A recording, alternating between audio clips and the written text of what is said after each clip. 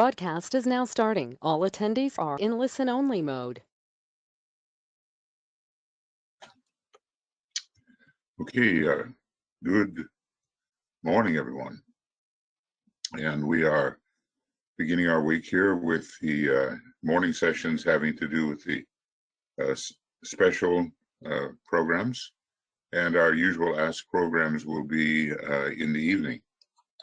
And those few who have managed to, I realize the Americas and, North and South America, it's really early or really late, depending on how you look at it. So anyway, glad to see you here. And just to welcome Catherine, Karen, Carrie, Lynette, and Martha, and Martine, and Tia. Morning. Vera, Zenaide, and Veronica, welcome to you, and maybe some others will join us. And over here, keeping the rudder of the boat steady is Michael on the right-hand side with me. And we have just, I'm beginning these programs. Things are, getting a little crazy, and Michael and I were just discussing about how these various militias, ruled very much by Mars in the United States, are now beginning to square off in a more deliberate manner, raising the prospect of a kind of civil war on the outside, as well as on the one that's been raging psychologically for a long time. So, before the reappearance of the Christ, or before even the Great Conclave, we can expect the effects of Pluto and Vulcan, and Mars too. Well, many planets are involved in it, It's all trying to lead up to the Uranian transformation, which is on its way as the seventh ray ruler of so much of Aquarius. And of course, the seventh ray brings in its transformational aspect. But the recalcitrant, retrogressive, reactionary forces naturally want to stick with their rotary motion and keep things the way they have been.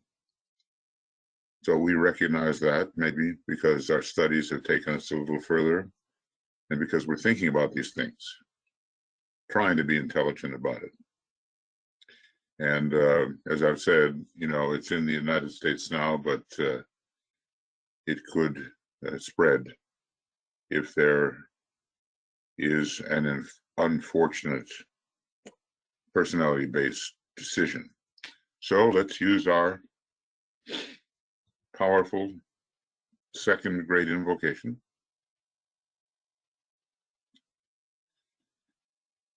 And align with the Lords of Liberation in Shambhala, who really saved the day during World War II in an unexpected intervention, because the power of invocation was sufficient to reach them, even if it was inchoate invocation which was unconscious on the part of many. But a demand was set up and they were reached. And the rider from the secret place, the Kalki avatar, the Christ at this time, is on his way. And he is the mighty one, head of the hierarchy, with extreme benevolence intended for humanity. But the way has to be cleared, and that's the point. So, let the Lords of Liberation issue forth. Let them bring succor to the sons of men. Let the rider from the secret place come forth, and coming save. Come forth, O mighty one. Let the souls of men awaken to the light, and may they stand with massed intent. Let the fiat of the Lord go forth. The end of woe has come. Come forth, O Mighty One. The hour of service of the saving force has now arrived. Let it be spread abroad, O Mighty One. Let light and love and power and death fulfill the purpose of the coming one. The will to save is here. The love to carry forth the work is widely spread abroad. The active aid of all who know the truth is also here. Come forth, O Mighty One, and blend these three. Construct a great defending wall. The rule of evil now must end. And in our particular case, what we try to forestall or hold back or suppress is any possibility that evil will rule. Perspectives are so different, and the human psyche is so subject to narrow and distorted vision. Each one of us, we have to examine ourselves closely lest we fall into the trap of too great an assurance that our point of view is the only point of view. And thus the system of checks and balances, so terribly maligned in the past 4 years, that was established so that the different points of view could have their hearing. And so there would be no retrogression, but no speeding ahead at an unconscionable rate that was too great, too fast to promote stability. That's the thing about the fourth ray, you know, it takes the best of the past and goes into the future with it and seeks to harmonize the two. And the United States does have a strong fourth ray, either, you know, indirectly, or maybe the mind of the US, I think, is on the fourth ray. Although he usually, you know, he doesn't talk so much about the personality vehicles when it comes to nations. He confines himself pretty much to soul and personality. Anyway, we know something in addition because we've been given the teaching, and at least we have to be clear about it and apply it inwardly.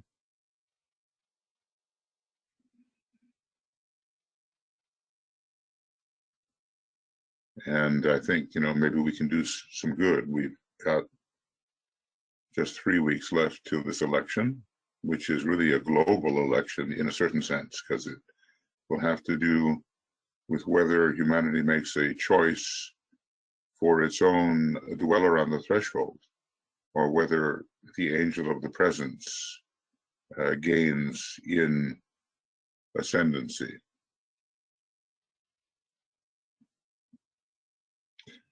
So the times are serious.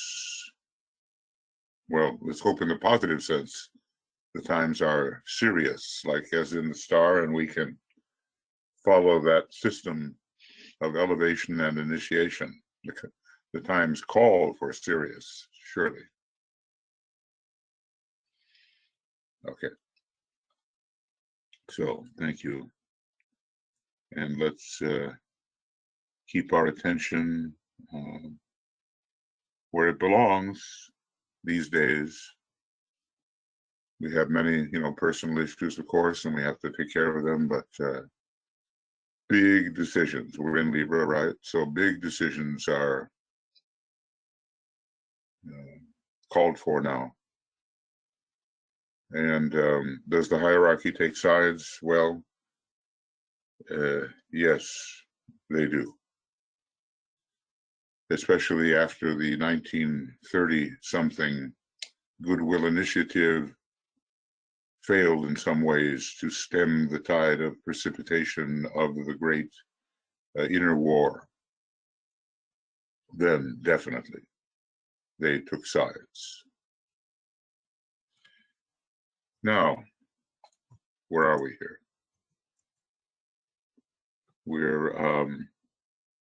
We've just finished looking at, well, we're on number 83, and we just finished last time talking about the main signs through which the various rays come. You know, meanwhile, of course, just a quickie here, welcoming Anna and Antoinette and Catherine and Karen and Carrie and Lynette and Martha and Martine and Natney, Nesa, Risto, Tia. I think I've done this. So, having a senior moment, maybe. Vera, Zenaidi, and Zipporah, and Veronica. Yes, I have, but okay, I repeated it with a few extra people. So, Aries, the main sign for the incoming of Ray 1, initiating the new age. Virgo, with the cultivation of the individual Christ consciousness, the main sign for the bringing in of Ray 2. You know, we should know these.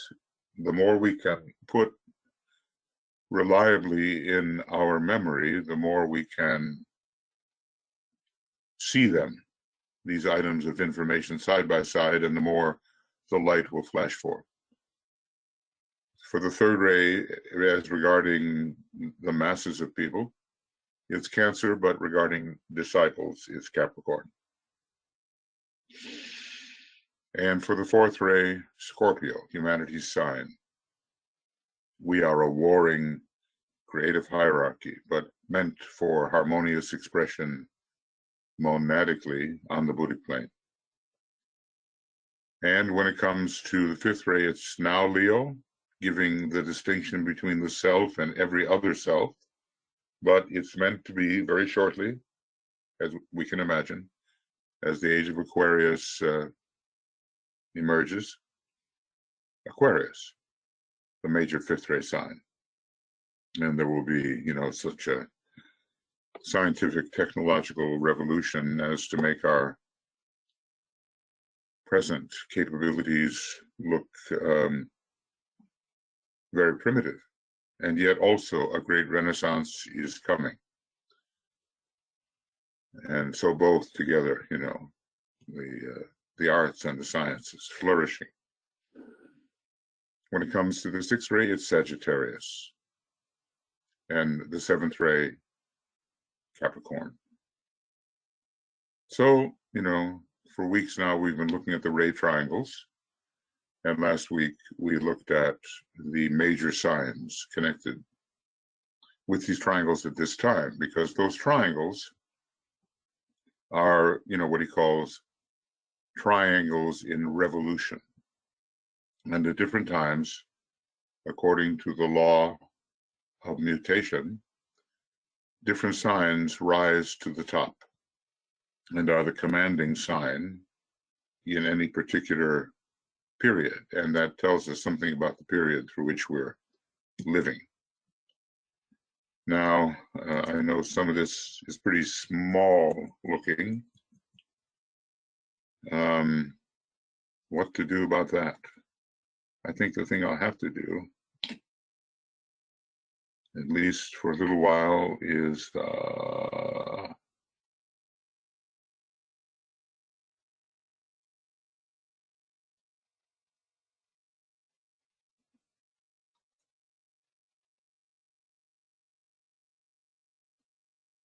I'm going to make this a little bigger in every respect. 1, 2. And now it should be easier to see, hopefully. All right. So we will be noted, we're talking about the tabulation that we've just gone through. It will be noted in this tabulation that several of the constellations find themselves in several of the constellations find themselves in one or more of the triangles of energy, showing therefore that A, ray 4 is relatively inactive. Well, I don't think Taurus is found in anything but the fourth ray triangle. I'm trying to think, is Scorpio? No, nothing but the fourth ray triangle. But Sagittarius, a fourth ray sign, also is found in 2 other triangles, on the 6th ray and on the 5th ray. So ray 4 is relatively inactive. So 2 of the rulers of the ray 4 triangle are found only in the ray 4 triangle. And when this is the case, the ray passing through the triangle is not strongly active. This is because there is only one triangle in which this ray can make itself felt at present. Well, where are we going to find this fourth ray? And he says relatively inactive. I think, that basically at first we're going to, when it reemerges, we're going to find it as a ray of attribute, and it will characterize those who have not yet had or taken the opportunity to move on to one of the rays of aspect. Now, in the United Nations, we're told that disciples on the fourth ray are to be found, and the United Nations is a very much a ray 4 deliberative body. It's identified strongly with meeting the needs of the human race, the fourth kingdom, and the fourth creative hierarchy. And United Nations Day is celebrated in the beginning of Scorpio. Is it? Someone will know, October 26th or something like that. We will have emerged into Scorpio every year when UN Day is celebrated. I once made a mistake along that line. I identified it with Libra because it was so intent on peace. But of course, it has to meet all the zodiacal needs within that great body. And I have a feeling that when the Christ finally establishes his headquarters, whenever that might be, whether in a century or more from now, that the location of the United Nations, its main area, its main placement, in a ray 2 city, in a country with a second ray soul, will be possibly strongly considered as a place for him to establish his headquarters, as it has been called. So ray 4 coming through Scorpio is quite strong in the general sense, but there's not too many souls right now on the ray 4 quality. There will be more and more, but it's said also to be coming in via its monadic aspect, and that means that somewhere on the monadic plane, which is basically a subray plane, subray of one of the 3 great major monadic rays, ray 4 will be strong. And somewhere DK tells us there's no need for real anxiety, the harmony aspect of the fourth ray will take over. And I'm sure that when the Renaissance comes, it will have a hugely beautifying and uplifting factor, influence upon humanity.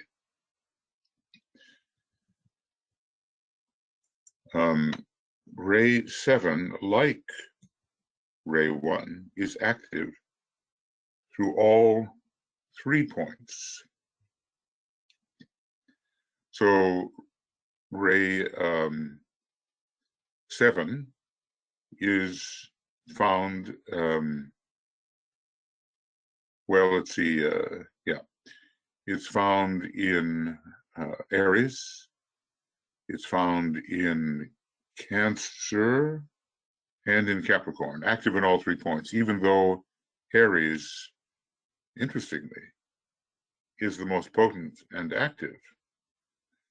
Now that's a little different from what we normally hear because, you know, the major energy that we've just read about, Ray 7, is coming through Capricorn, but he says Aries is the most potent and active. So, you know, when we have apparent contradictions, we have to take them in and hold them. Up here it says Capricorn, the Capricornian energy produces initiation and the overcoming of materialism. And just imagine that this most material of rays in one way, having most to do with density of form, is also concerned with the overcoming of materialism through Capricorn. I'll make this, you know, a little bigger so we can see it.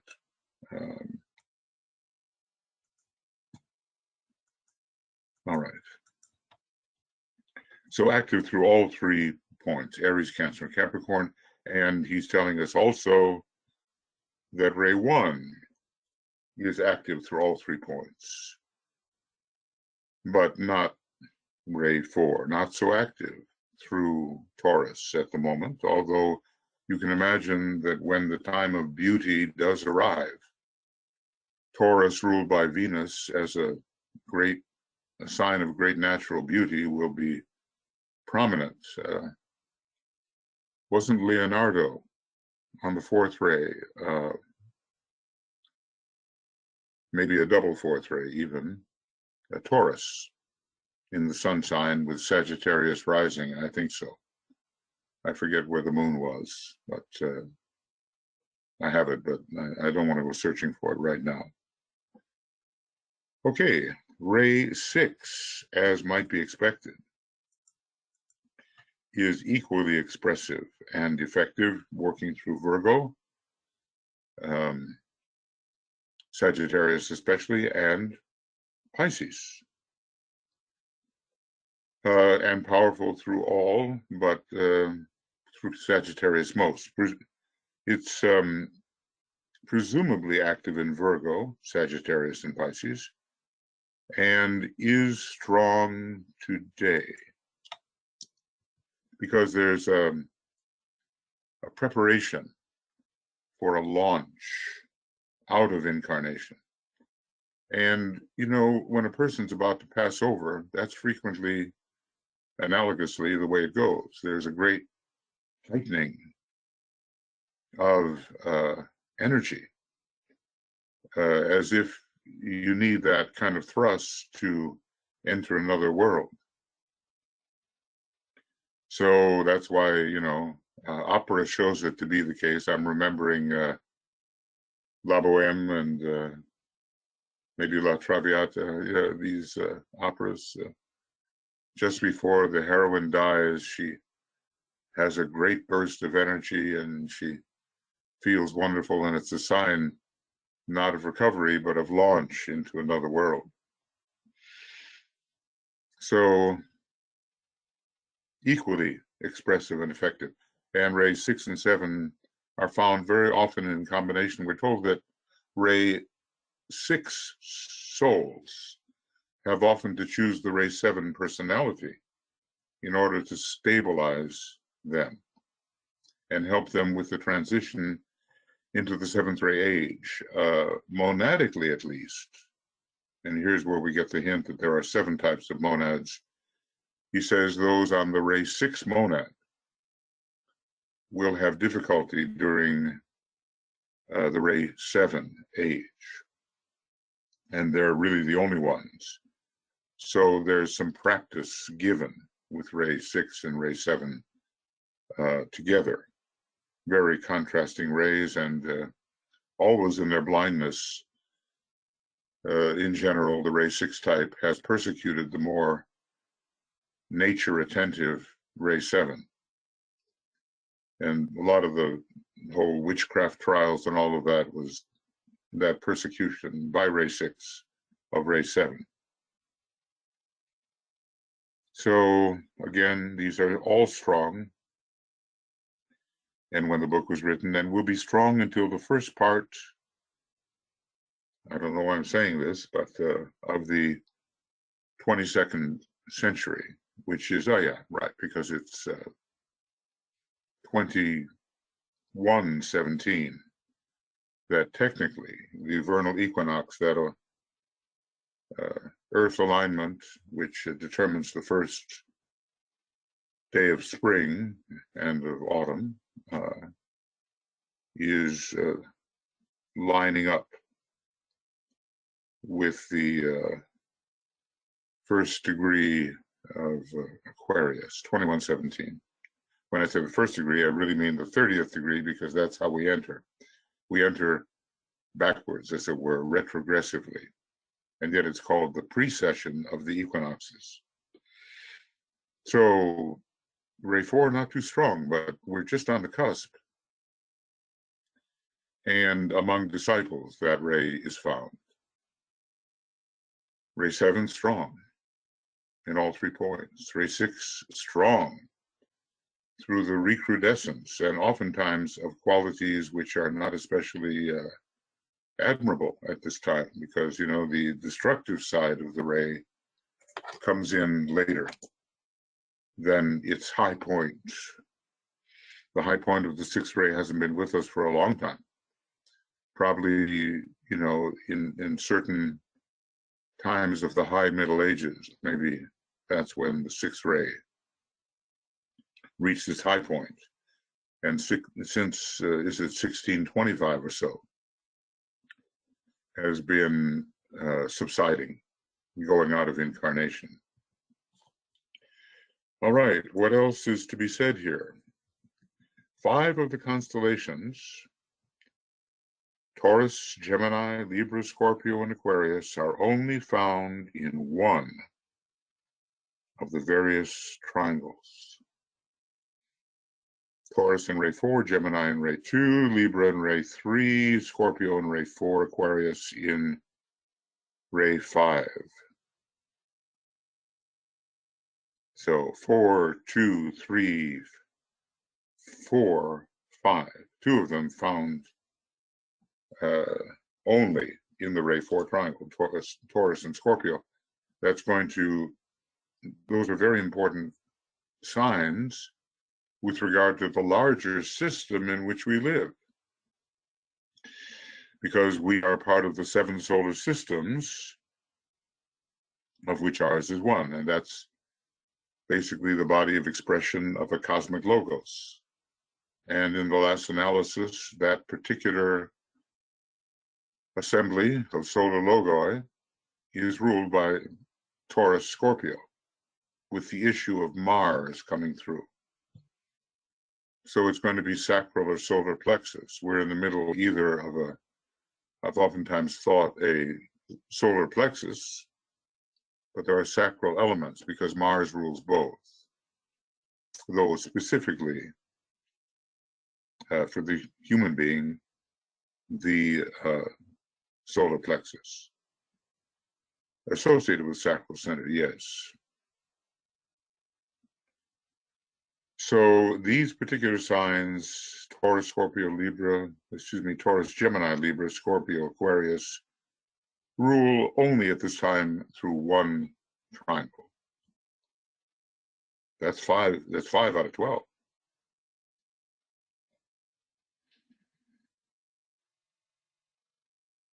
Okay. Now, he breaks it down a little more and says, Taurus ray 4 is not active exoterically, as the fourth ray is not in manifestation at this time. Still, you know, there are some raindrops presaging the monsoon.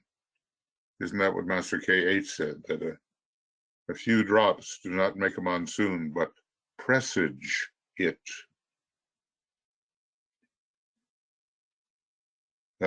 I'm saying here that if the fourth ray were in manifestation at this time, then perhaps all the conduits for ray 4 would be active. There's a hint here as Taurus may be active esoterically in the case of disciples and initiates, the connection between beauty and truth. Light comes from the Buddhic plane, and you know, when we say I see the greatest light, it's a shambolic light. The Wesak is extremely powerful, or has been, and it's the great illumination of Shambhala, the unfettered enlightenment. You know, there are many esoteric ways in which Taurus can be considered active and nurturing for the beauty and truth and light aspect of the human kingdom and the fourth grade of hierarchy. Light can also come from the Buddhic plane at some point, pretty soon. And even in 1924, there's a reference to it. There was an increase of the fourth ray. Now that makes a lot of sense, because it was just about that time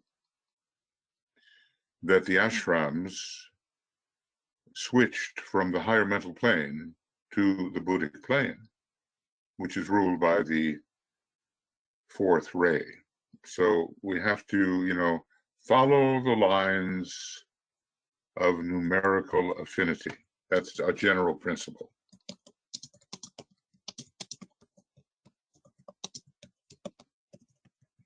Affinity. Follow those lines. And perhaps see connections which were not visible before following those lines. Admittedly, it's all a little bit intricate, but once you get used to it, you're on your way to developing pure reason. First, the pure reason of the abstract mind, and then the still greater straight knowledge, which is also called pure reason, of the Buddhic plane. So I think, you know, there's so much about beauty connected with Taurus.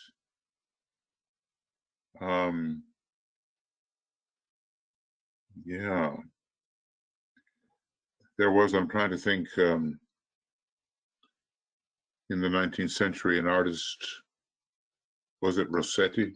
I'm not sure, but maybe he had a model who was very Taurian looking and very beautiful. It kind of set a pattern for that Taurian beauty in the feminine. And of course, Taurus rules sensitivity to via the ear, and in general sensitivity to sound and to beauty of sound. Now, you know, I did Beethoven's horoscope because this big toss-up. He was a Sagittarius, ray 4, and the question was his ascending sign Scorpio, or was it Taurus? And I concluded, after testing out times of his life, including his own deafness, the ear again, that it was indeed Taurus. And I think he had all 4 representations of the fourth ray somehow in his nature. I think his rays were the rays of Germany, the fourth ray soul and the first ray personality. I think, you know, he was a pretty tough customer in some ways. I remember his brother wrote to him a rather imperious, condescending letter and signed himself, whatever his brother's name was, landowner. And Beethoven wrote back to him some rebuttal, and signed himself brain owner. Well, quite a different character than Bach. Bach somehow making a transition, it seems, from the fourth to the second ray. So it seems. It's interesting how certain great people align with the soul and personality ray qualities of their particular nation. Austria and Germany have produced so many wonderful musicians, and that fourth ray was just so prominent with them, and it was the soul ray of both nations. Okay, now so that's about the esoteric nature of Taurus at this point. Of course, at some point it's going to revolve and we'll have a triangle in rotation. And Taurus, again, as probably in the past, will become the dominating sign. And maybe it was during the age of Taurus preceding the age of Aries, when the Mithraean rites were prominent. But they were also prominent, of course, under Aries, and Rome had so much of that Martian influence. Anyway, through Scorpio, Ray 4 is focusing esoterically the work of the world disciples, preparing them for initiation. You have to kneel in Scorpio before you kneel in Capricorn. And what does it say about, sort of preparing the way? Page 333 in Esoteric Astrology, that Scorpio stages the release of Leo, but what does Capricorn do? That for people who have that Scorpio Leo combination, this is quite a statement. But Capricorn consummates the work of Scorpio. So these are different keynotes than you usually find, and they are maybe intermediate keynotes of some kind. Okay. And I'll just kind of point that out, not worrying too much about what color I use. I'm always a bit color obsessed and never quite satisfied with what is there, but okay.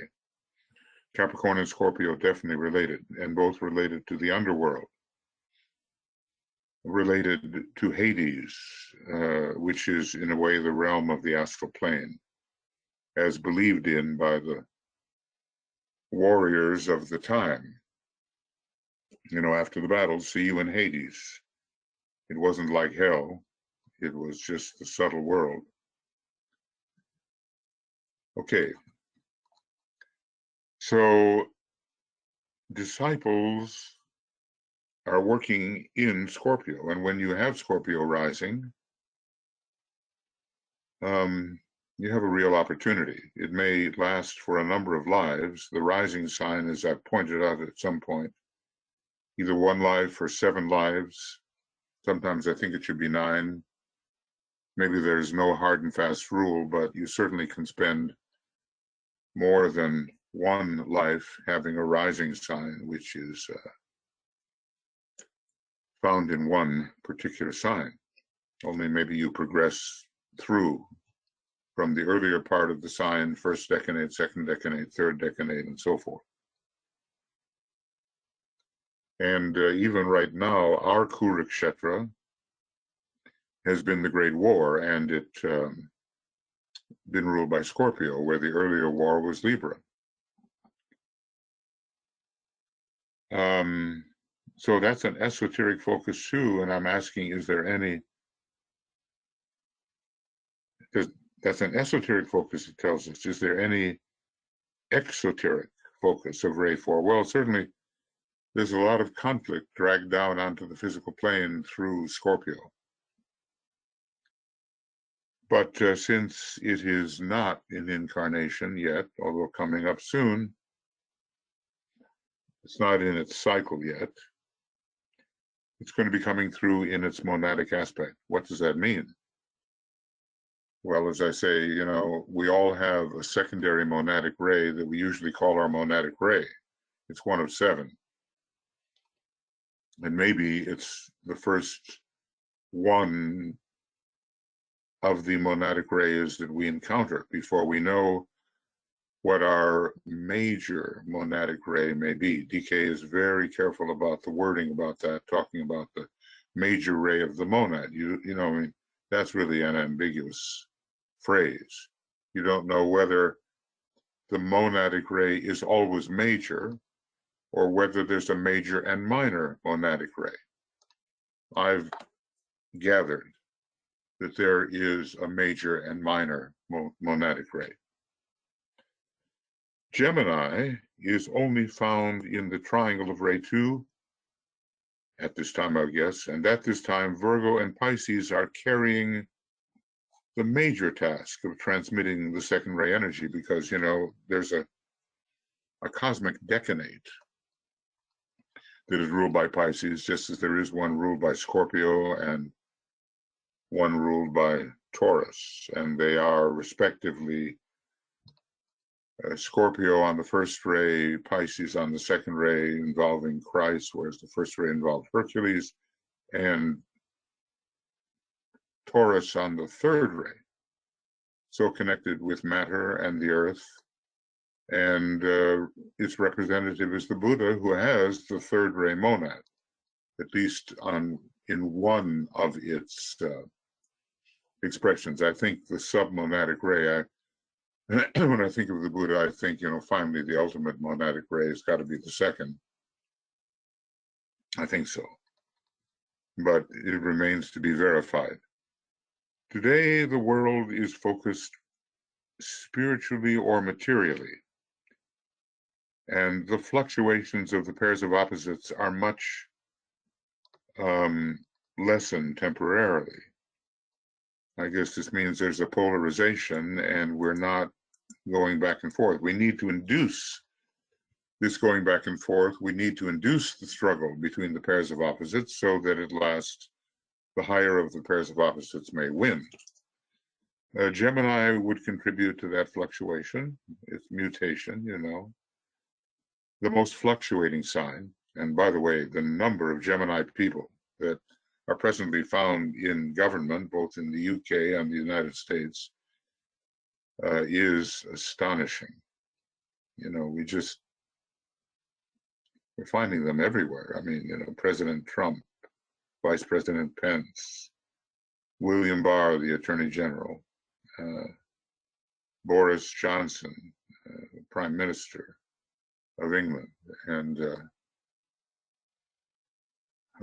other combatants in the field of government,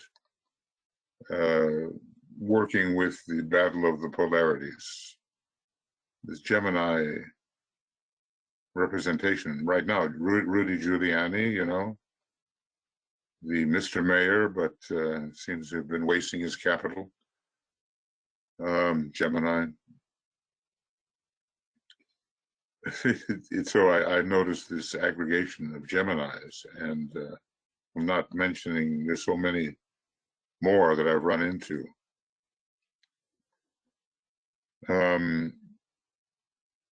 So Gemini is not the major, as head of the cosmic Christ, it's not the major transmitter of the second ray at this time. It's Virgo for the individual Christ, and Pisces for some larger Christ impulse that oftentimes involves the fourth and fifth initiations. So the world is focused either spiritually or materially, and we see that, even the pole numbers as they are taken seem to reflect a certain tenacity of attention to one of the pairs of opposites or the other.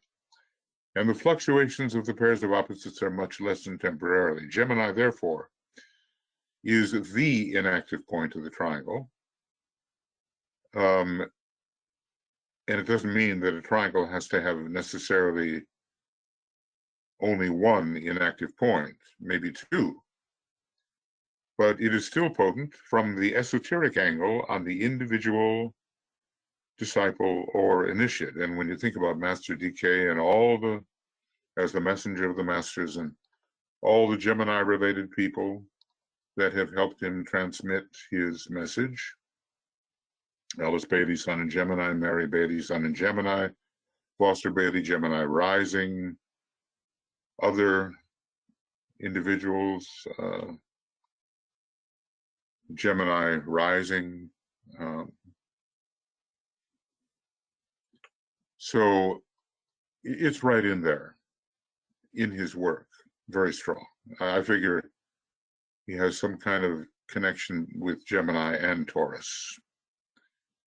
So it is relatively then the inactive point of the triangle, though still potent from the esoteric angle of the individual disciple or initiate. And when you are a disciple or initiate, then esoteric rulership has got to count.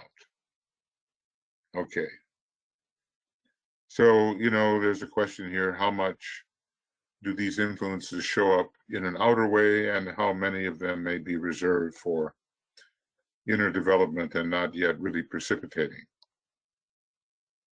From my point of view, there's a great precipitation of the fourth ray in terms of war through Scorpio.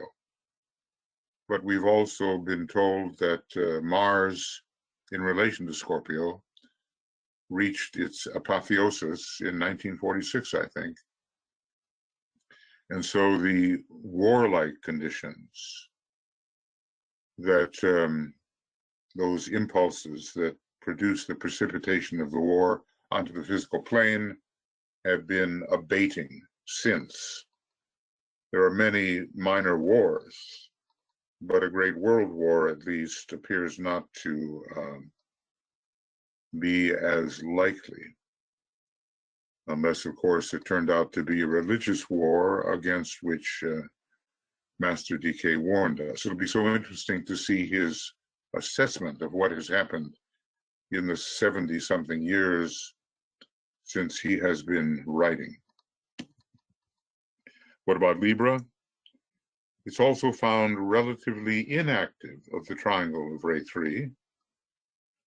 But, I have to say, and DK has said, its power is growing in the planetary horoscope. And that promises well for humanity, because it is the sign of peace. And it also will hasten this kind of shambolic contact that we're trying to cultivate between humanity and Shambhala. But it's not really strong. He says today, that's back in the 40s, today there is no true balance, but the opposition of spirit and matter is so violent that the Libran force is relatively quiescent. And of course, it could contribute to the balance, but it seems to be overwhelmed. It can't yet balance and harmonize this violent interaction. But think, Ray 4 is coming in from its monadic aspect, and it brings harmony, and Libra is getting stronger and stronger in the planetary horoscope, as you would expect, given the air signs that we find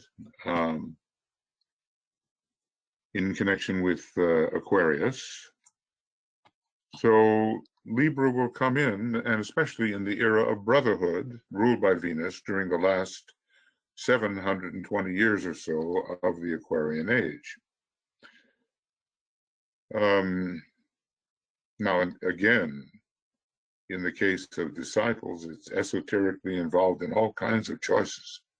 Let choice be made, and the royal road to Shambhala involves Libra, and Shambhala is the place of only place on our planet of pure and relatively perfect peace. Libra is implicated in all that. So, but maybe not externally. But the stronger Uranus becomes as the esoteric ruler, the more we will base human relations on an authentic meeting of the other, archetype to archetype, and not so much upon convention. In terms of law, sex, and money, Libra is powerful outwardly, but there is now a withering of the law. Anybody can see it. And sex is out of control, and money is, its use is perverted. So it's a tough time now for the full expression of the Libran energy. Ray 3 is expressing itself through Cancer as far as the mass is concerned, and through Capricorn on a much smaller scale in relation to the world disciples. I've been mentioning that. Capricorn esoterically leads to the externalization of the mysteries, in which Ray 3 is involved. The Mahachohan on the third ray monad is bringing that about, aided by his seventh ray soul. Education for the masses is symbolized by Ray 3 in relation to Cancer. There's this will to evolve through learning more and more, the will to evolve, which is the Ray 3 aspect of will, and it works out as education. So it's good to know here the internal workings of these particular signs, even if they are not as powerful as one day they will be in terms of exoteric manifestation. Just a little bit more here, just to finish this section, perhaps.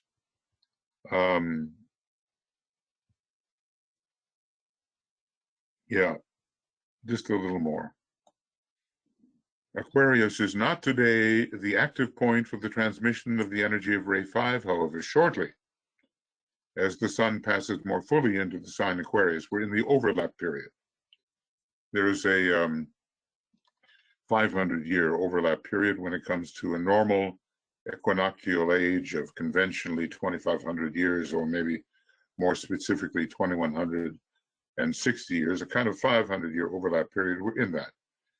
Maybe even since the flourishing of Master R,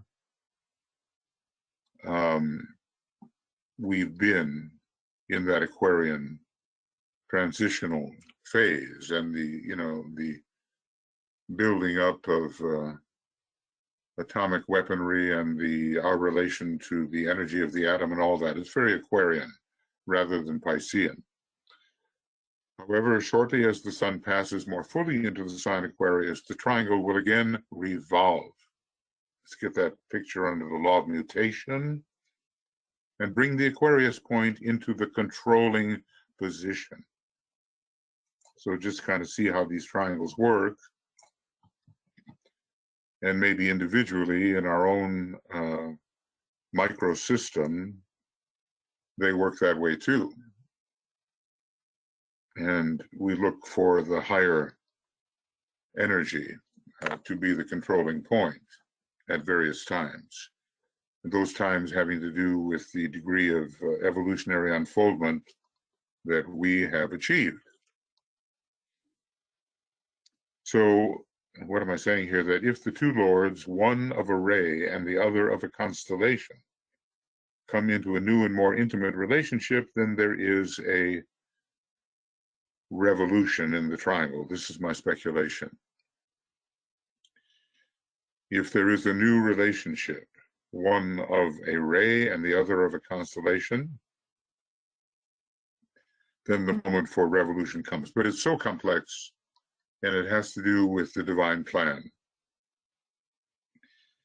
the intricacies of which we cannot know, and all the timing of it, and the kind of all-knowledge position, and the cycles that go along with all knowledge found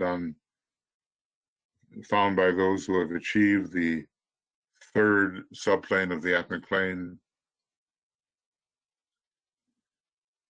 That lies ahead for us.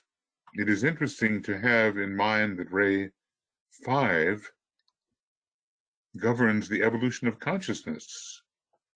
You know, it's such a luminous ray. It's the most luminous of all the rays, even as ray 2 is the most luminous of all the souls.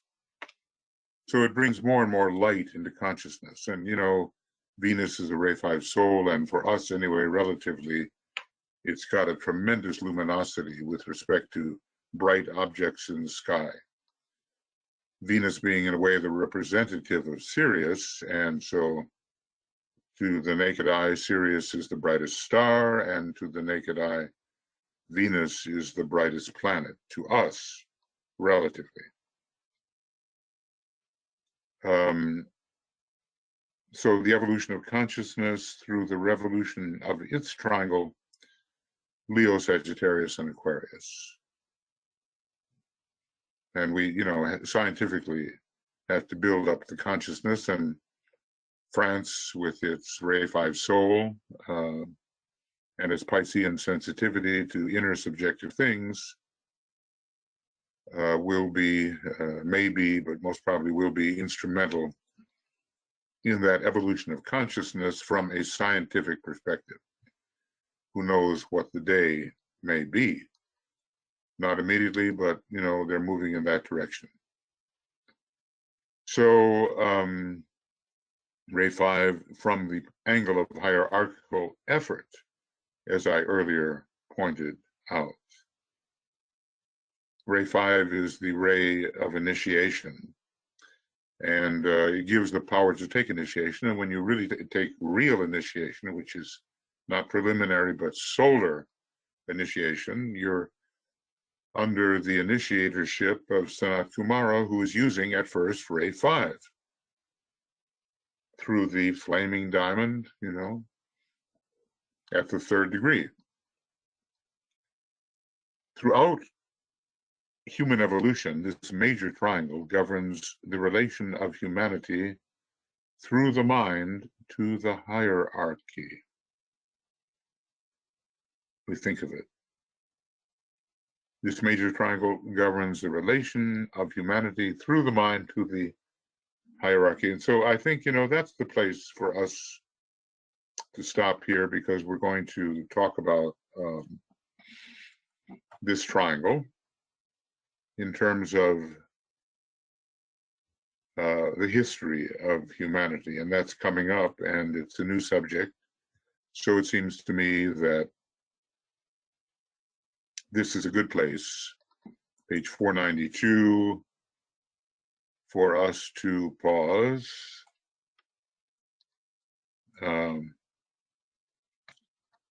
in our lecture for this morning. And I'll put this right in here. And, you know, we've ended then 83,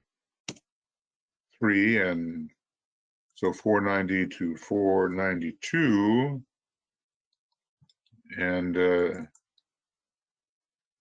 this, goodness, I don't know why I'm saying, anyway, this is a morning session. And we're ending, it will start with 84. And it, oh my, it'll be the 21st. So this is ending on the 14th. And the 21st.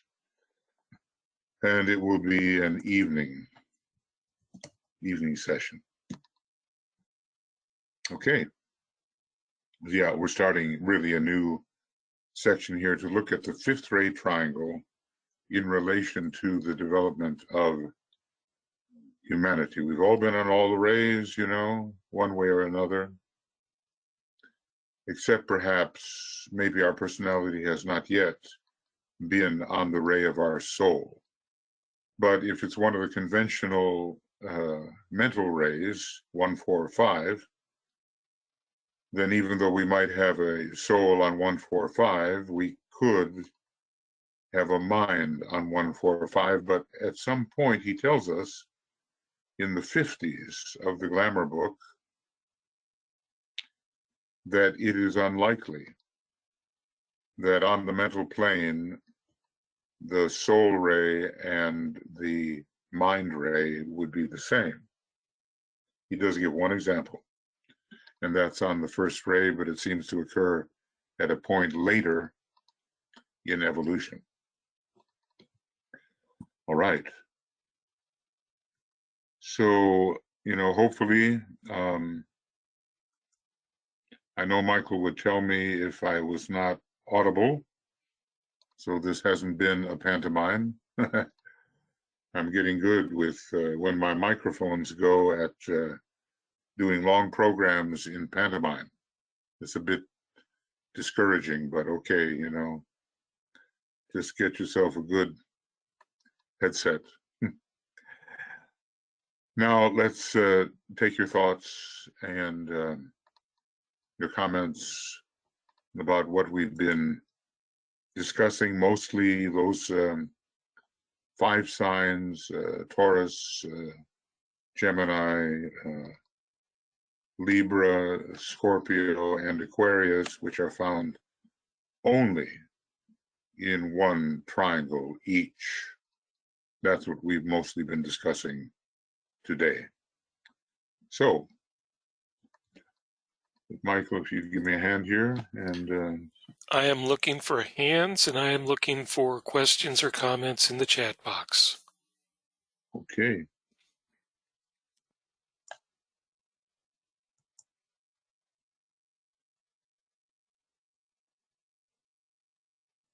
And perhaps everyone is so familiar with it they can be teaching the course. Yeah, it's got to be the solution, don't you think? Well, you know, there's a bit of improvisation going on here, but what we're really trying to do is to reveal connections which release light and understanding. And, you know, at any one time you can say, well, okay, I'm studying this, how can I apply it? But in the aggregate of these more focused studies will come the filling in of the great jigsaw puzzle. And everything will begin to stand out in its articulated, differentiated form, and we'll understand the specific via ray 5 and the relationships via ray 4. And as a result, our sphere of knowledge will grow, and our ability to serve with that knowledge. So, you know, I oftentimes say, well, don't worry, maybe you have no questions or thoughts on the particular lecture material, but maybe there's something in the field of occultism in general that has been on your mind, and you would like to talk about it or address it. And it looks like we have someone. Well, before we get to Anne Veronica, who just raised her hand, Frederick wrote, "Gratitude and blessings for this deep inspiration on triangles. Very linked to our soul awareness."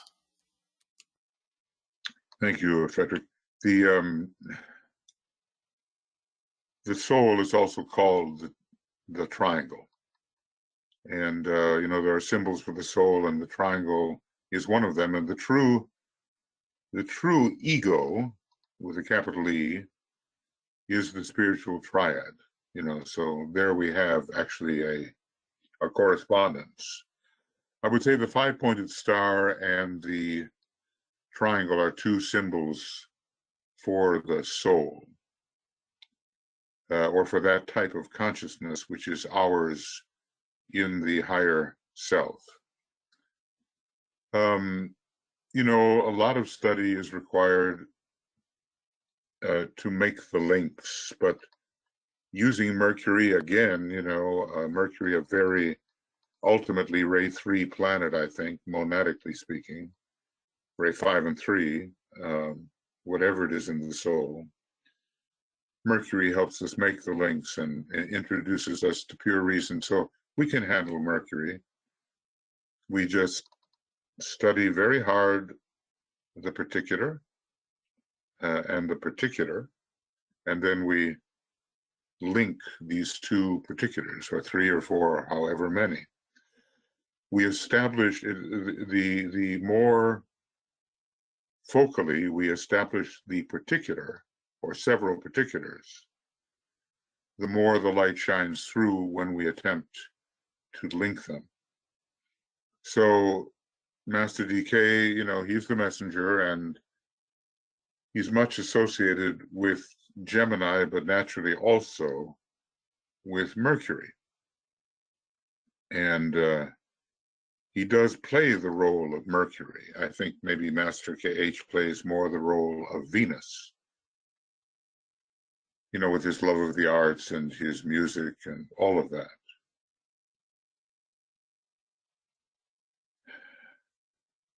Linking, let light shine forth because of our mercurial capacity to link. And maybe that's why Master DK said that the fourth ray mind is very useful in his particular work. I mean, it is a linking ray. Maybe it doesn't have to be only in the mind, or maybe you've been on that ray for a while, but it gives the links that stimulate intuitive revelation, which is straight knowledge. Okay. Thank you. Now, I think, what do we have here? Anne Veronica? I hope you can hear me. I hope I'm not pantomiming. Anne Veronica, you are self-muted. Please unmute yourself. There you go. Hello, can you hear me? Yes, we can. Well, my question also has to do with links. In the beginning, I also want to say a very deep and grateful thank you for all these lessons. And I hope, I don't know if it's going to be in this life, in the next life I will be able to teach. It would be beautiful and wonderful to do something like that.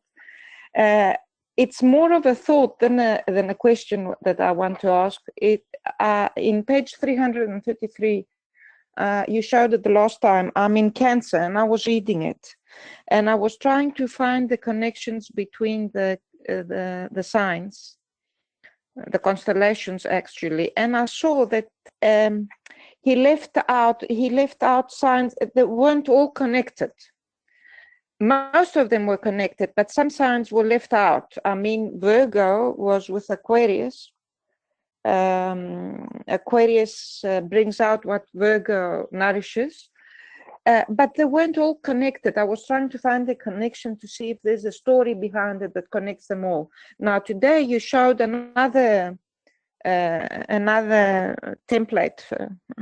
Sorry, my English is not the very best. I didn't hear you.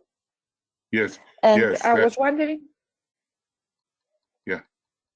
if there's a connection with this template you showed. You said Scorpio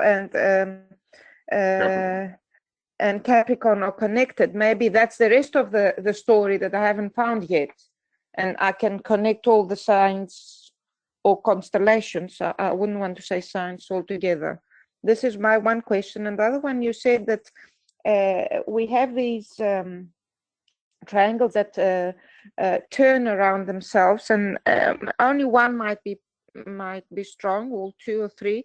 If we think that triangle as a personality, soul, and monad, could we say that that triangle has expressed itself only with its personality? And when it's two signs that express themselves, the soul is coming in slowly. Is that a right thought? So let's see.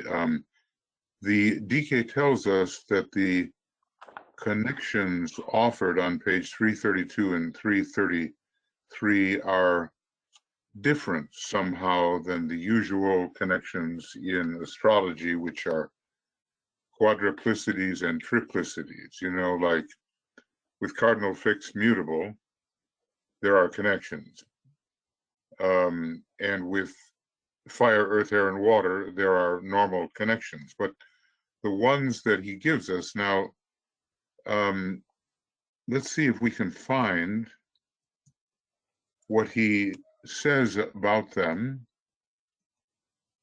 the connections offered here. I'm not sure I can find it immediately, but I would like to.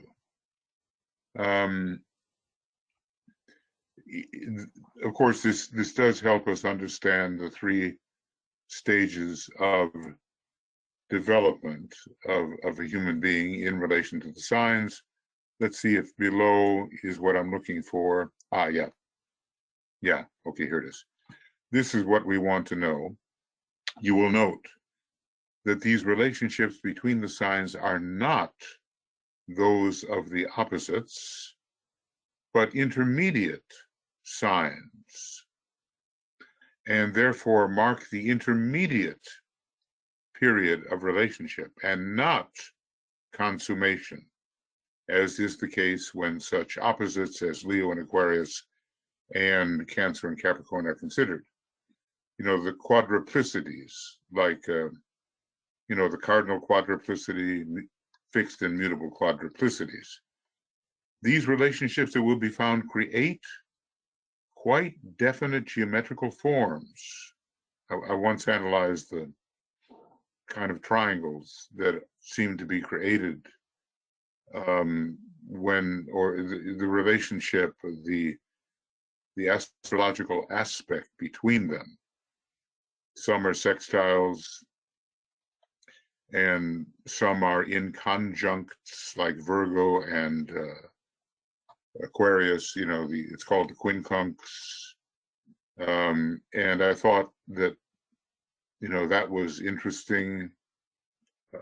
There's a square here between Sagittarius and Pisces. All of those aspects are another square, Scorpio and Leo, Libra and Gemini, a trine, Virgo and Aquarius, the inconjunct, Leo. Yeah, Leo and Scorpio are reciprocal. They're mentioned twice. Leo seeks release in Scorpio, and Scorpio stages the release of Leo. It's like a inverse. It's a square. And Gemini, there's another trine. So you can link together according to the kinds of aspects between these signs. Here's another inconjunct, Taurus and Sagittarius, and another square, Aries and Capricorn. So we want to get the squares, the inconjuncts, the trines, and maybe in 1 or 2 cases, the sextiles, and put them together. Now, I think this is 332, 333. Did you say 353 also? No, I said 333, and I don't know if it's the same template you showed today. Is it the same one that you showed? I don't think so. Right now we're looking at it, I think. Yeah, we're looking at it. This is a marvelous chart because it gives intermediate relationships. And so, you know, oftentimes we look in our chart for triangles, for stars, for squares, but these are special relationships which are not based just upon the quadruplicities or opposites. So they're on their way, and when we have these in prominent places, then we can follow out what is said here on page 332 and 333. Okay, so that's dealing with one of the focuses that you've had. And let me refresh myself on the second question, okay, or the second thought. Can you condense that for me? I was thinking the triangle as a person, as a personality, soul, and monad. And when you said that, okay, this triangle is only the one point is strong enough, the others don't come out yet. I was thinking, could we think of it as the personality that's expressing itself, and then slowly, the other points are coming in, thinking it as a person? I think we could. There's a. I think it's right to divide the triangles of development into those three categories, and yet from another point of view, every one of the triangles will express at a particular level. So let's just say that in the personality cycle of development, which is very long, we can use all three signs at that level. In the soul cycle, which is shorter, but still lengthy, we can use all three signs interpreted from a soul perspective. And the same for the monad. So we get, again, the number 9. See, the monad really, the way to look at the monad, if we can begin to experience this in any one life, is that aspect of one of the 12 signs that comes through the point opposite the sun sign. That's what DK said. He said, well, look, you know, this material is not really for public distribution, but I think it has been released and the group has moved on and can begin to understand a little bit about it. So you have to detect your own monadic ray by study of the character, but in any one life, the monad is most transmitted in any one incarnation via the point opposite the rising sign. And when the astrological sign opposite the sun sign, the point opposite the sun sign, and when the ray of that sign and your monadic ray coincide, then you have a real open door to transmission of the particular ray through a sign that transmits that ray. It's not always the case, you know. You might be a ray 2 monad and be a Taurus person with Scorpio opposite your sun sign, and so Scorpio is not having the second ray. So, but it has congruent rays, or related rays, ray 4. So ray 2 monad, ray 4 coming through Scorpio, it's not the same, it's a double emphasis. But if, for instance, you're an Aries person and you're a third ray monad, then Libra will be the sign opposite the sun sign, and Libra is a ray 3 sign. And that would operate if you're a Cancerian or a Capricornian person, because ray 3 comes through both of those signs, and so would represent the monadic position plus your third ray monad. And that would be like a double emphasis. It all depends how clear the channel might be. But I don't think that in looking at a triangle, we can always say, this one is the monad, this one is the soul, this one is the personality. I feel a little more comfortable by saying that when you're in the personality stage, all those signs will be used for a long time, over millions of years, in a personal sense, but one of them will be controlling. The same with the soul stage. How long does the soul stage last? Well, I don't know, some thousands of years. It's hard to say. I mean, Master Jesus was Joshua, the son of Nun,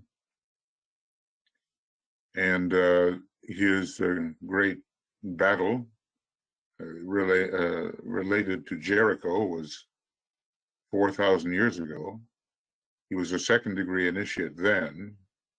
So that's just 4,000 years between the second degree. Well, it's only 2,000 years between the second degree and the fifth degree. How long does it take? It depends. Of course, a long period can have elapsed between the first degree and the second. So we just don't know when he was a first degree initiate. It's probably way back there. In any case, just thousands of years. When it comes to personality development, it's millions of years. How many millions of years might it take to open the petals in the Hall of Ignorance, petal number 1, 2, 3? A very, very long time. And everything gets tighter. The tightening spiral, the greater rapidity of the spiral until the last 3 petals of the synthesis petals, they open up all at once. They burst open, where it can be a very slow process before that. So as I say, I don't feel entirely comfortable when looking at a triangle saying that this one will always be the monad. Maybe you didn't mean that, of course, and this one will be the soul and this one will be the personality. But maybe when we get to the point when the monadic ray is actually meaning something to us, then we can look at those 3 and say, well, at this stage, this particular sign is more likely to transmit monadic energy, this more soul energy, and this more personality energy. But I feel most comfortable at looking at the stage itself and all 3 operating at that stage. I hope that clarifies a little bit, at least, in terms of my thought on the matter. Just apply it to yourself. I mean, most of us, we really don't have much of an idea of what monadic energy is, monadic awareness. That's why I try to have a class that's called Identify as Being, where we get some idea of what the monadic energy and awareness may be. I'm trying to look at my own case. If I think I have a third ray monad, at least, subsidiarily, I would look at Libra, Cancer, and Capricorn. I don't have any Capricorn in my normal chart, but I have Cancer. Well, in my own case, since Cancer is the rising sign, it's going to be related to soul energy at this time. And if I have any hope of understanding what the monad is, it's going to be coming through Libra, because that's the sign opposite the Aries sun sign. As far as Capricorn goes, I really can't say, but sometimes these signs, if they don't appear in your birth chart, they will appear.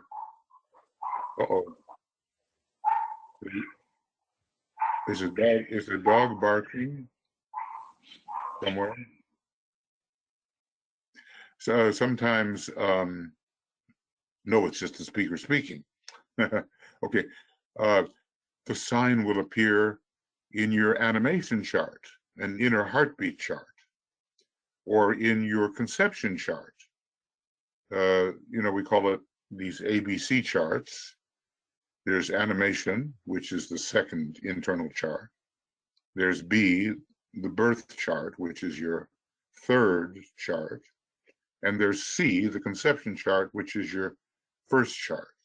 And we might correlate them with conception Uranus, and he hints at that, the reorganized inner potential, something he calls it like that, conception. Neptune, the heartbeat chart, and Saturn, the actual birth chart. So even if you don't have it in your outer birth chart, you may have indications in your other and internal charts And that's the work of Charles Jane, and Nicholas Nillen has taken that much further, and a few people. And they, are pretty good, I think, at least making an attempt to set up those other inner charts. Finally, there are 49 charts. I know a man, brilliant man, scientist type, who spent like his whole life doing one chart, his own, 49 times. It's a bit of a focus, unusual focus, you might say. He wasn't really an astrologer, but he tried to, he was conventionally very successful. He invented the stabilizing bar on the helicopter, and he made a lot of money, so he could pursue what he really loved, which was astrology, but it was a very recondite, obscure type of astrology offered by Charles Jane, the 49 interior charts, or at least one of them being exterior. As I say, if you want more expertise on that, consult with Nicholas in Sweden. He's really the one at the moment who I think is the expert on these matters. All right, I've filled in with a lot of stuff. Hopefully, at least shotgun approach, it's answered a little bit of what you were thinking about, or at least amplified. Thank you, Michael. It's a lot to think and to take in. I have to study all these things because I don't have very much knowledge except 333 pages of esoteric astrology that I have read. So thank so I will take them in. Get through it. And look, and Veronica, I've done this book verbally, page by page, line by line.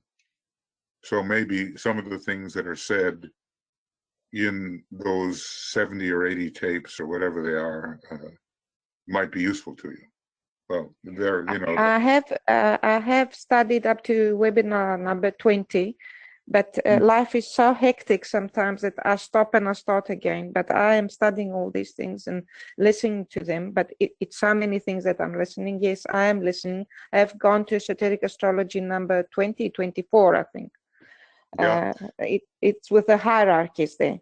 I want to say something in my reading because you said geometrical signs and all those things. When he said about the crosses, as I was thinking, because he started with not the fixed cross, the other cross. What are the three? Quadruplicities. Yes, he makes a spiral. He makes a spiral because he starts with the higher cross, which always represents the monad. And he says that when you study this cross, you study the simple human being. And I was mixed, and I was saying, okay, this is the highest cross. And then when I put them on a spiral, it all came out that, yes, it's sensible. The crosses spiral out in a higher and a higher and a higher level.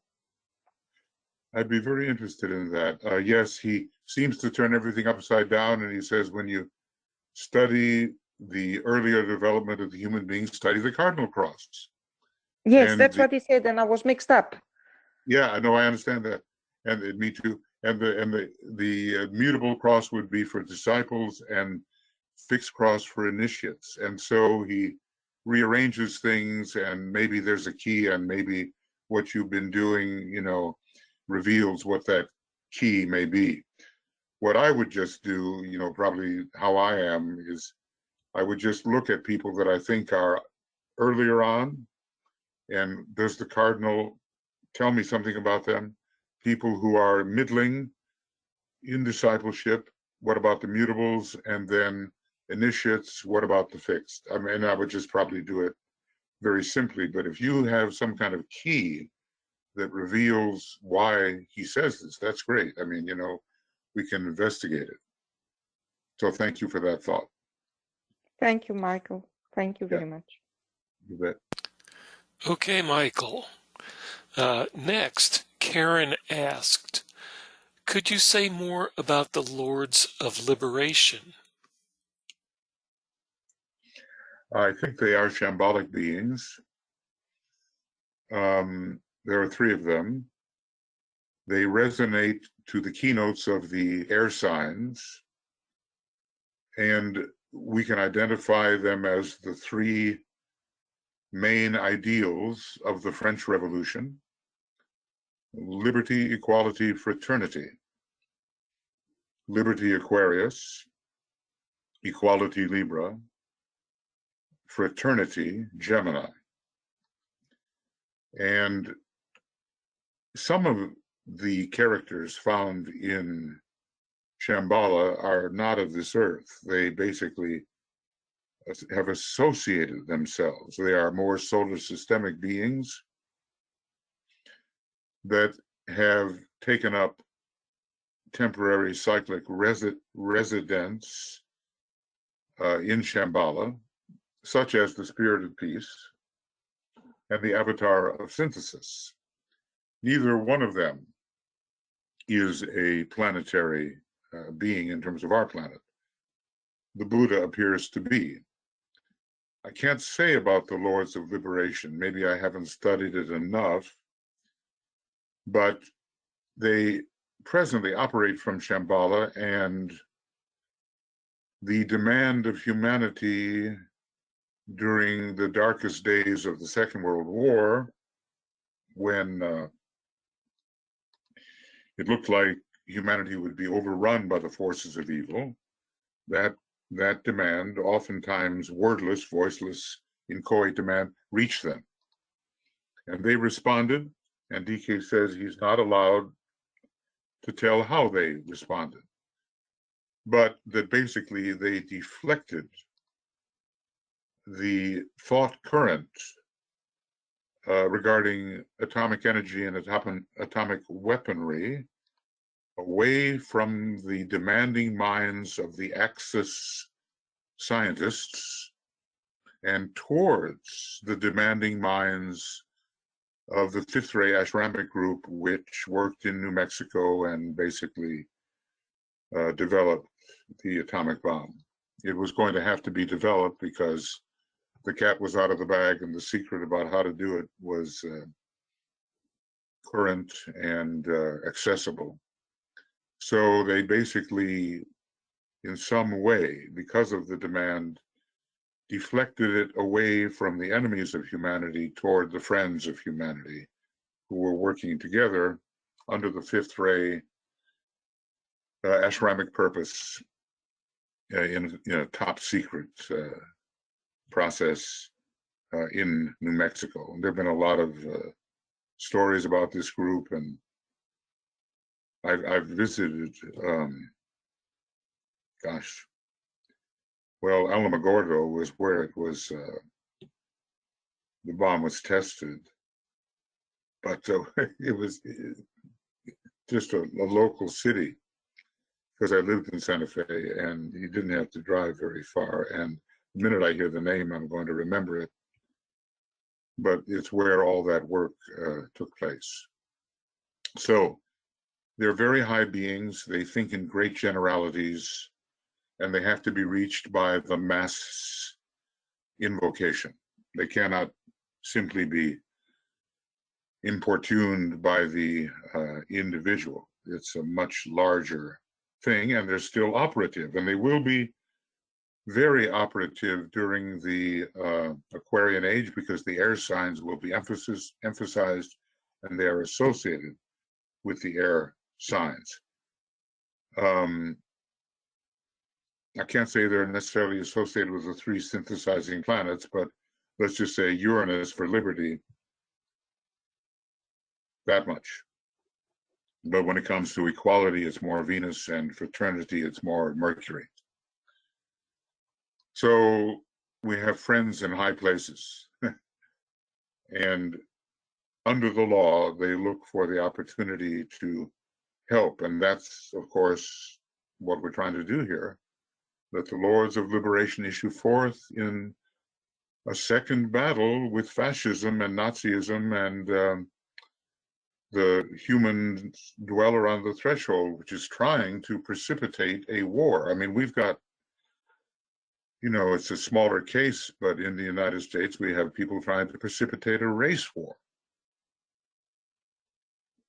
it's a small part of what could be a worse war. And we need to invoke these great beings so that if they find that it is appropriate to intervene if things get out of hand, you know, usually it's best to leave to humanity the solution to its problems. There was almost a greater intervention in World War I, which is always surprising to me. I mean, it just makes my jaw drop that the solar logos almost intervened in the third year of World War I. But I guess when the United States ceased its isolationism and got into the war, it was indicated that humanity could handle the problem itself. But in the Second World War, humanity was about to be overrun. And as DK said, go down to defeat. And maybe the whole experiment having to be tried again to see if a type of humanity could not be raised up that actually could fit with the divine plan. And somehow these great beings, watchful, ever watchful, intervened and made that unnecessary. But they had been evoked through invocation. And if they had, and if the demand had not been sent forth for them, maybe they would have been under the law incapable of responding. But remember, that intervention came in the deep winter of 1942. And this great mantra we're using, the second great invocation, was released in 1940. What that means is that disciples worked with that for 2 years, and maybe a bit more, as part of the general invocation of their solicitous attention. Well, that's about, you know, we could read together. And in the externalization of the hierarchy, I've made a lot of programs, and, you know, you make many programs, and at the moment, you know what you're talking about. But when you think back, it's a huge book. And I think if we reread some of those sections, and maybe, you know, I'm hoping, because I'm not the one taking responsibility for it, but I have friends on the communications group that kind of write little outlines about what each program is about. So, and you can go to the pages where the Lords of Liberation are discussed and maybe listen to those programs, and more than I can reproduce right now might be available to you. That's about all I can say, Karen. I think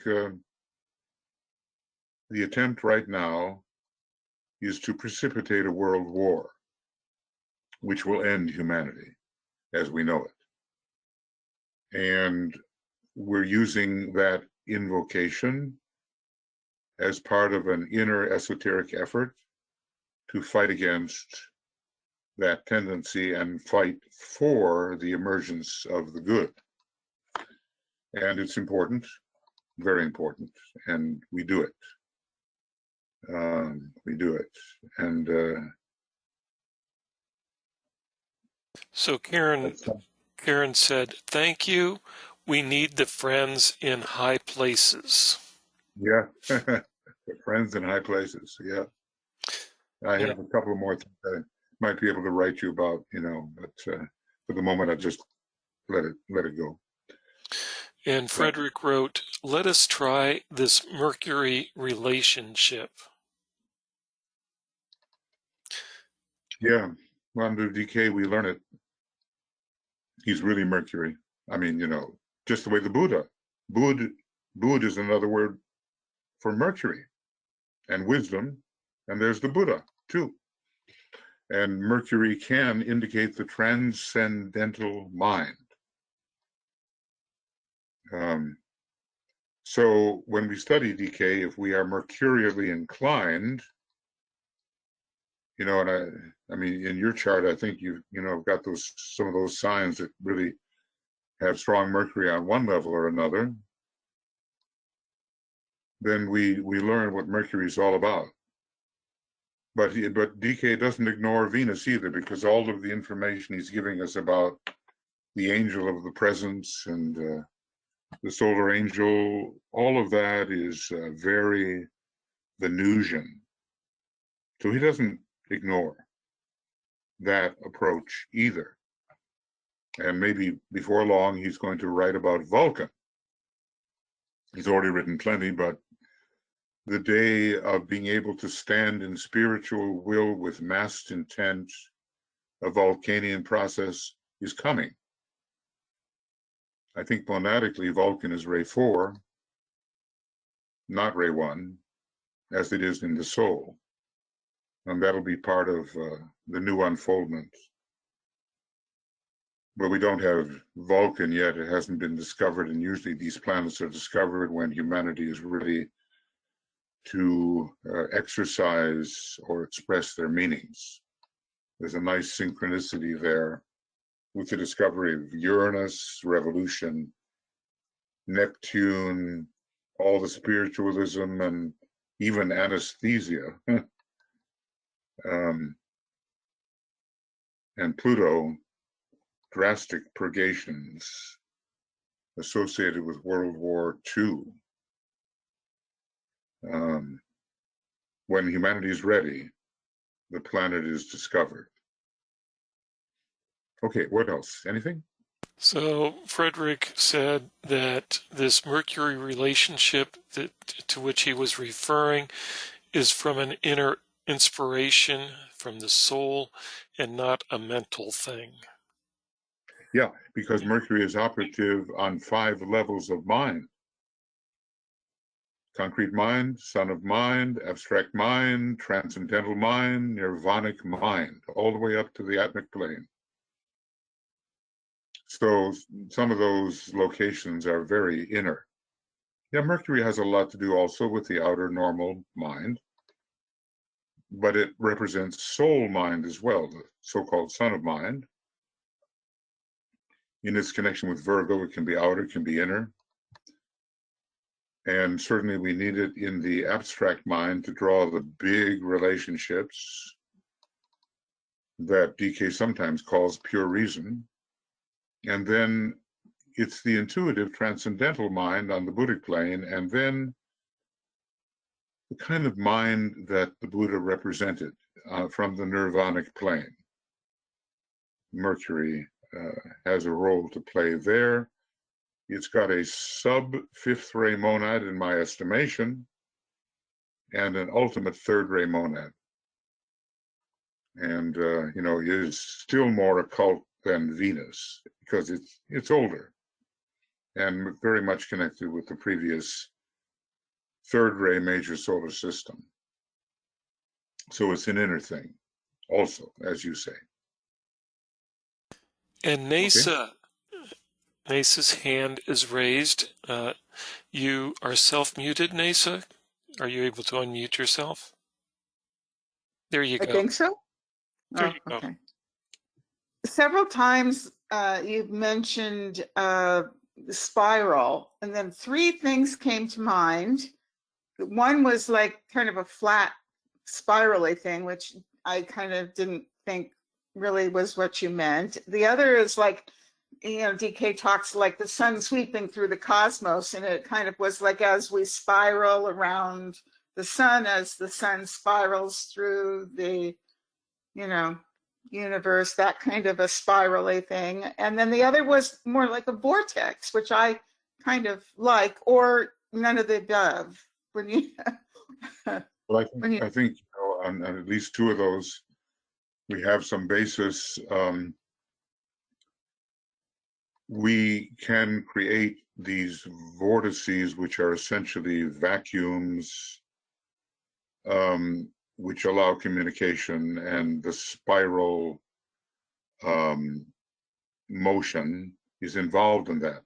For me, you know, I'm not particularly geometrical in my approach. You know, if you talk to Dwayne Carpenter, he really has these things down beautifully, and he, you know, he's an artist and he makes representations, so he knows where to draw them from. But there's 3 things I want to say. there's a tightening spiral, which zeroes in on a point and gets ever faster. There is a widening spiral that starts from a point and ascends in ever wider circles, rendering finally a great inclusiveness. And there is, okay, now, okay, those are motions. And how do you get the spiral? You combine ray 3 and ray 1. And there, your spiral does not have to either expand or contract. It might do either one. But the driving force of ray 1, with its progress onward and straight line motion and all of that, drives the circular rotary motion of ray 3 forward in an ongoing spiral or upward. It drives the circle. Mm-hmm. You can see it, you know, it's fairly obvious visualization. Yes. And of course, there's also the downward spiral, you know. A lot of people just lose it and they go down in ever increasing degree into matter. So that's not what we want, of course. We want the rising spiral, or the spiral that goes forward by combining ray 1 and ray 3. So the spiral is the mode of motion of the sun. S-O-N, it's, you know, that aspect. It's not the Father, it's not the Holy Spirit, it's the sun, ray 2. And I think we can visualize that. So the kinds of spiral we're interested in is the tightening spiral, where time just kind of winds up and everything happens much faster at the end than in the beginning. Our egoic lotus is like that. Or we're interested in the widening spiral that includes more and more and breaks through the rings past not, or just the normal spiral that doesn't necessarily expand or contract, but at least ascends, or at least is propelled forward. And what we want to avoid is the downward spiral. Once when I was working at the Lucis Trust, you know, we'd have a day of work, and then at night there was the full moon meeting, and I just went out and I was walking around the United Nations area, and I met this guy. And I guess, you know, he was going to go to the meeting too. And he started telling me about his particular credo. And he said, you know, I'm interested in matter. I mean, real solid matter, you know, I want to get into that. And I had this kind of, you know, little bit of a creepy feeling about it, because it didn't seem to be motivated correctly. Something was jarring within me. And I'm remembering what Master DK said to a man, one of his students, whose present rays were 2, 7, 5, 6, 7. But the man was following some practices, or had an approach which DK considered dangerous. And he says, you know, sometimes he just communicates with, you know, you don't know what he really means, but you get the idea that you must not persist in the way you're going. Otherwise, in your next life, you will have your second ray soul, yes, but you will have a, well, what it boiled down to is a third ray mind, I think, kind of a first ray personality and a fifth ray brain, fifth ray outer body. And he said, and you know how dangerous that would be for an occultist, or maybe an occultist like him. He would have concretized something that shouldn't be concretized. It would have been a very rare thing to have that fifth ray, brain and body.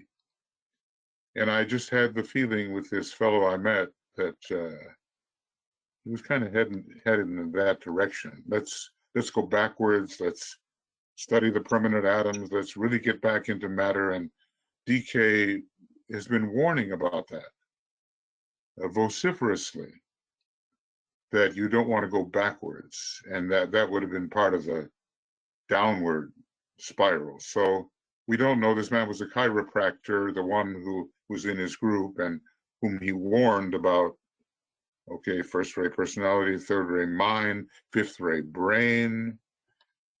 He says, you don't want that because that is dangerous. So the fifth ray, and the last thing I want to say about that is the two rays that rule the Lodge of Materialism are the first ray and the fifth ray. Interestingly, the two rays that come through Leo. And every time we've had a big outbreak of the Lodge of Materialism, at least in modern times, Leo has been prominent, with Rome, with the French kings, with the inner horoscope of Hitler, and I think, is it Berlin that has Leo Scorpio? I'm trying to remember. Page 50 of the Destiny. Is it 50? The Destiny of the Nations.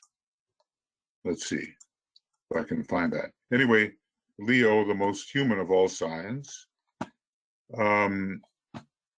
basically is dangerous because of the egotism and the isolationism that can result. So I just want to, follow out a line of light here. Well, it's probably not going to show me right there, but here we go. Let's see. Well, still not given here. I'm just trying to, okay, let's see. I'm going to look up Berlin. I know Scorpio is involved. Yeah, Leo in the personality. Scorpio, soul ray, soul ruler of Berlin, and Leo in the personality. So, we can see some of those signs and what they meant in World War II as Berlin as the kind of capital from which it all was emanating. We also have Rome. So two places where the Lodge of Materialism really made an impact have this sign Leo. And when you think about all those emperors and, people who had absolute power and used it in a personal and selfish way, yeah, Leo was strong. So not only was it the most important sign in terms of individualization, but it could be misused. Any sign can be misused, but Leo does seem to show up. And I mean, height of egoism, I'm thinking about, was it Louis XIV, L'état c'est moi, I am the state, he said. He was a Virgo, but he had two prominent planets together in Leo. There was this great selfishness in some of those. He said in the period of the French kings, the Lodge of Materialism really emerged strongly. And we have as well in the present battle for democracy. Okay, someone is waiting this. I'm gonna. Oh, that's my Yeah. alarm. It's almost midnight here. So Oh, would you okay. say that it's safe to say that that downward spiral is representative of the descent of spirit into matter, and that we're supposed to be going the opposite direction now? Well, there is an inverted swastika, and we need it on the path of evolution, but we're not supposed these days to retrace the path of involution. I hope I Right. said in. Yeah. We're not meant to do that. We're Right. That meant we're supposed to be going the reverse the spiral. reverse. Yeah, exactly. And I think, yeah, the downward spiral has its time, you know, and the complexification of the impulse into ever denser forms of matter through a downward spiral is right at a certain time, Right. but not now. Not for humanity now. Yeah, okay. And I wanted to say in the United States, Leo is playing its role too. The reason for all the terrible divisions is that Mars in Leo, with a Leo rising sign, is being accented. Just from an astrological point of view, we have a return to Mussolini on the balcony and the Roman emperor in the Colosseum. It's just a latter-day echo of those kinds of things. King of the world, you know, emperor of all. Egotism can inflate to such a degree that we have megalomania, and it's dangerous, obviously. Yep, okay. Okay, anything else, Michael? We have Antoinette writing, deep gratitude for the live and Makara study work. It is of great value. Yeah, well, thank you, Antoinette. And then Leslie has just written, in the movie The Sound of Music, the captain, played by Christopher Plummer, shows the telegram to his new wife, Maria, and in answer to her question says, Berlin. He had been summoned to join the Third Reich, and the word Berlin was illustrative of everything you're pointing out. Aren't Clinton and possibly Obama Leo? Paul Wellston was also a Leo. No, Clinton is Scorpio with Pisces moon, and Gemini. I think she's a Scorpio, I know that, and she has the Pisces moon, I know that, not Leo. And Obama is, now there's an interesting case, because the drama of the conflict between Leo and Aquarius is acted out. Here is the Leo personality, but Aquarius is on the ascendant, which correlates with the soul ray of the United States. The other individual has Leo on the ascendant, which is the opposite of the soul ray of the United States. I don't know anything about Paul Wellstone. Maybe we're dealing. I don't know that. Leslie meant Bill Clinton. Bill Clinton. Okay. I'm sorry. Yeah, he's Leo, Sun. I think so. No, and wait, Leo, Libra, Taurus. So let's see. Is the Sun in Libra, or is the Sun in Leo? I mean, I know it's the same as Monica Lewinsky's chart. They both have the same thing. And let's see if I can really find that quickly.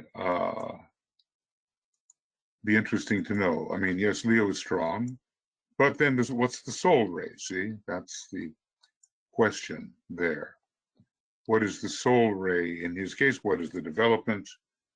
You know, he's obviously got a lot of third ray, probably in the personality, I would guess. The soul is sound. Bill Clinton horoscope. Oh, I've certainly got that there. Yeah, looks like the last part of Leo. 1946. Come on now. And, well, let's see. I can pull this down. And, well, anyway, the ascendant is Libra, giving him a lot of third ray, at least indirectly. The sun is Leo, yeah. And the moon in Taurus. Well, you know, the whole sex problem is worked out in Taurus. And it seems that Monica Lewinsky has exactly the same sun, moon, and rising sign, but she's really worked it out. And she's had a victory. And we can't be sure about, you know, Clinton's victory, but, you know, to me, there is for him a humanizing factor. It's his sun sign. And then obviously the whole question of relationship is something that he has to work on with Libra rising. There it is. And Mars right there, goodness, right? Mars in Libra, which is, you know, this is the sexuality symbol. And Neptune there too. But gosh, he's got quite a concentration in Libra. So this whole question of peace and right human relations and all that, you know, we can judge. Has there been some success? At least there seems, the manipulation is always there with him. And I believe it's a third ray personality is my guess, with either a sixth ray soul or a second ray soul, I guess. He understands humanity. He's still covering for himself, we might say. And it's stubborn. You know, so many of the people in the Alice Beatty group had the moon in Taurus, some of the highest disciples. For them, maybe it was illumination, but also the stubborn nature of the lunar vehicles not wanting to change. So I don't think his case is anywhere near as bad as what we've got, but the manipulation obviously has to cease. The Venus and Jupiter together, it looks like pretty much, well, let's see, not exactly together, no, but 12 degrees apart, but, you know, they're all together there in Libra. So it's a battle between the soul influence in Libra, the higher of the pairs of opposites, and the Mars influence in Libra. Unbalanced fiery passion, the lower of the pairs of opposites. That's his big issue. Okay. I don't know the other person. I'm sorry.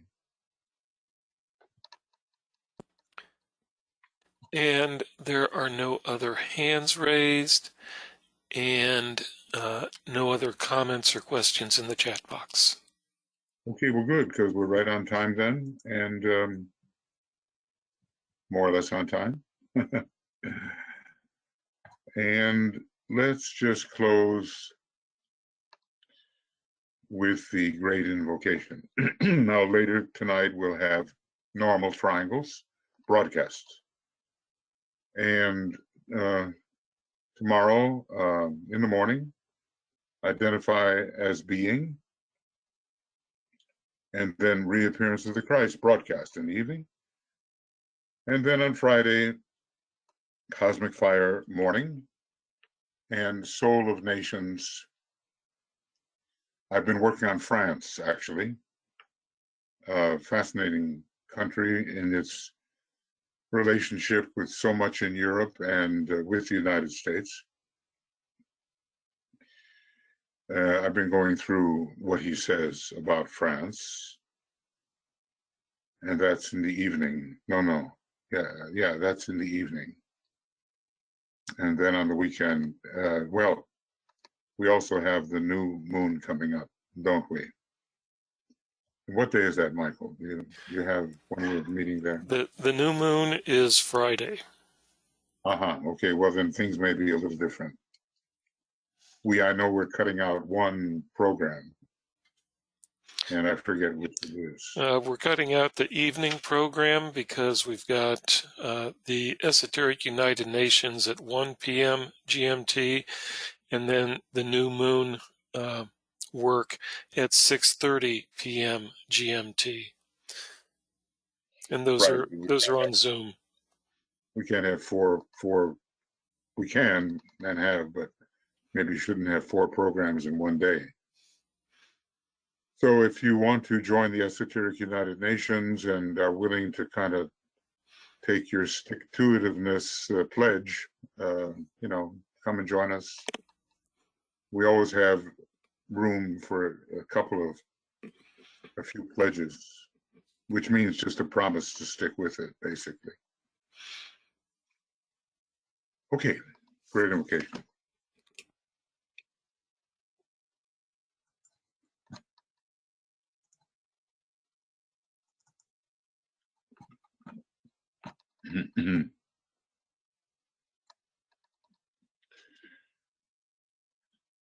From the point of light within the mind of God, let light stream forth into the minds of men. Let light descend on earth.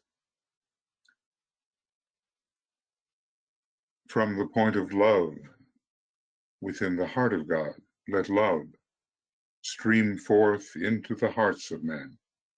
May Christ return to earth. From the center where the will of God is known, let purpose guide the little wills of men, the purpose which the masters know and serve. From the center which we call the race of men, let the plan of love and light work out, and may it seal the door where evil dwells.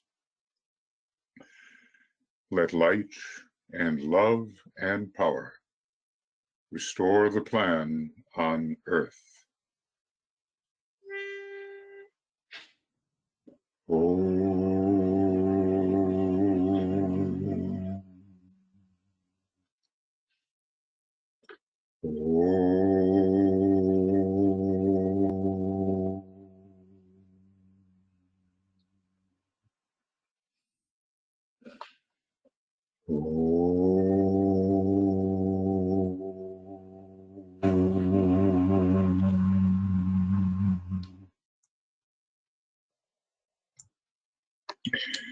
Okay, friends, thank you for your presence. And we'll see you when we see you. Lots of love from all of us on the communications group. And we will, carry on. We will carry on. All the best.